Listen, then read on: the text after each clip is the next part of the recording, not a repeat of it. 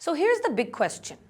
Is Pakistan just passing messages between the US and Iran, or is it quietly moving itself back to the center of global politics? Because let's be clear, this isn't routine diplomacy.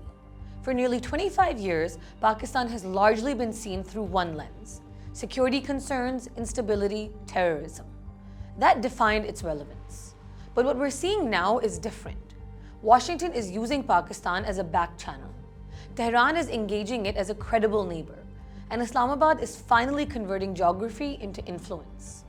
In simple terms, Pakistan is back on the board, and this time with a constructive role. And this has immediate effects. It reduces pressure on Pakistan to fully comply with Saudi expectations while allowing it to rebuild ties with Iran without choosing sides. It also starts chipping away at that old narrative of Pakistan as a problem state. If this sustains, it could even push Pakistan toward a more stabilizing role in Afghanistan.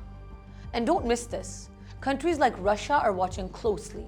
They want to see if this is a one-off moment or a structural shift. Now flip the lens. Where is India in all this? India's absence isn't accidental. It's the result of a slow disengagement from Iran over the years. Could India have played this role? Yes, but only if it had kept strategic autonomy in its Iran policy. Instead, it stepped back. Pakistan stepped in, and that changes the equation. There's now visible mistrust between Tehran and New Delhi, and that won't be repaired quickly. Iran has a long memory, and from its perspective, India has walked away more than once. Now, how long can Pakistan sustain this advantage? Realistically, not forever. Pakistan still has economic constraints, internal security issues, and multiple external pressures. But that misses the point. This moment has already given Pakistan something critical: credibility. It's no longer just relevant because of risk, it's relevant because of utility. And that opens doors. Trade and connectivity routes from Pakistan through Iran and Turkey into Europe suddenly become more viable. Not just as an idea, but as a strategic necessity others might start buying into. What about Israel? Does this change anything there? Quietly, yes. Pakistan and Israel have had limited, mostly indirect contact.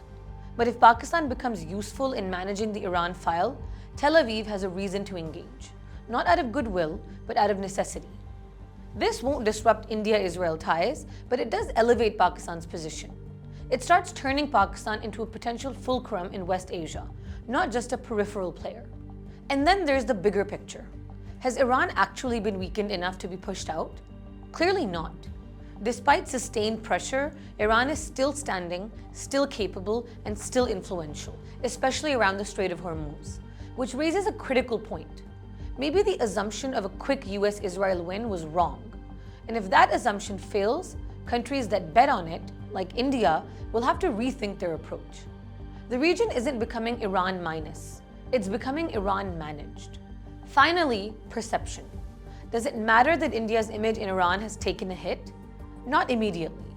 States act on interests, but over time, perception shapes trust, and trust shapes access. If Iran starts seeing Pakistan as available and India as distant, even tactically, that shift matters. So where does this leave us? Pakistan isn't shaping outcomes yet, but it is positioning itself right at the center of them. And in geopolitics, that's half the battle won. After years of negative relevance, Pakistan seems to be breaking that cycle. This move, from margin to middle, may be temporary, but it's already changing how Pakistan is seen, engaged, and valued. And that in itself is a strategic shift.